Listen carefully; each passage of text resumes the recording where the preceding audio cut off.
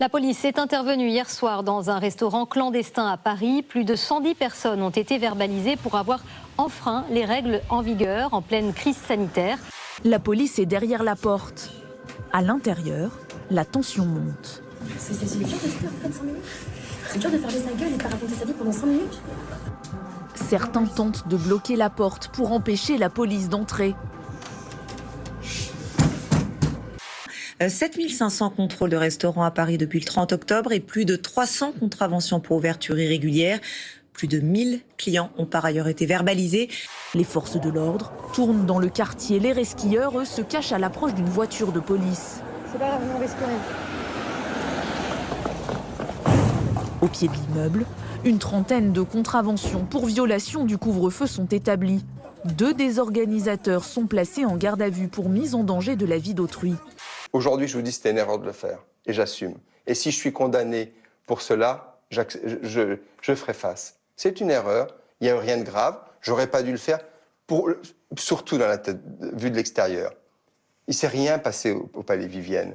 Je voudrais m'arrêter une toute petite seconde sur l'époque dans laquelle nous vivons, et dans laquelle, pour ne rien vous cacher, moi j'ai parfois du mal à me retrouver. Est-ce qu'on veut une époque de délation ? Est-ce que l'on veut une époque de calomnie, de suspicion ? Quand le gouvernement préconise maximum 6 personnes, y compris en famille, et que vous réunissez 38 personnes plus le personnel, vous comprenez qu'il y a une erreur. Vous avez raison, mais est-ce que beaucoup de gens ont des appartements de 565 mètres carrés ? On fait beaucoup d'images avec les vaccinodromes, mais ce qu'on oublie de dire, c'est que les pharmaciens, ils n'ont pas de dose, que les médecins, ils n'ont pas de dose, et on voit bien que nous sommes gouvernés par des irresponsables. Une stratégie vaccinale qui est fixée par l'État et qui consiste à vacciner en priorité les personnes qui sont les plus vulnérables. Il n'est pas question, évidemment, de faire évoluer de façon brutale notre stratégie vaccinale, ça n'aurait pas de fondement. Et si moi je vous dis, il y a des journalistes qui sont allés dans tel restaurant et qu'il vous appartient à vous de démontrer que vous n'y êtes pas allé, c'est un inversement de la charge de la preuve. L'inverse. Et je voudrais terminer. Ouais. Sur le plan sociétal, c'est quand même extrêmement inquiétant, ces méthodes. La campagne vaccinale s'accélère encore. Dès demain, les plus de 55 ans pourront se faire vacciner. 200 000 doses Janssen sont par ailleurs attendues. Annonce du ministre de la Santé. Qui était par exemple ministre de la Santé en 2005 et 2007 Xavier Bertrand. Et je ne pointe pas spécifiquement Xavier Bertrand, je dis juste qu'il serait temps que nos oppositions balayent devant leur porte, assument leur bilan.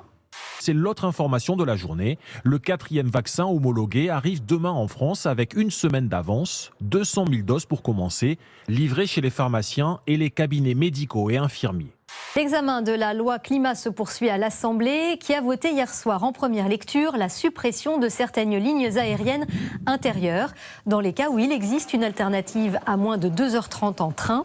Ainsi, les liaisons entre Orly et Bordeaux, Lyon ou Nantes devraient disparaître. Sondage IFOP pour le JDD et vous découvrez déjà le premier enseignement. Est-ce qu'on est en train de vivre et de préparer pour 2022 une réplique de 2017 ?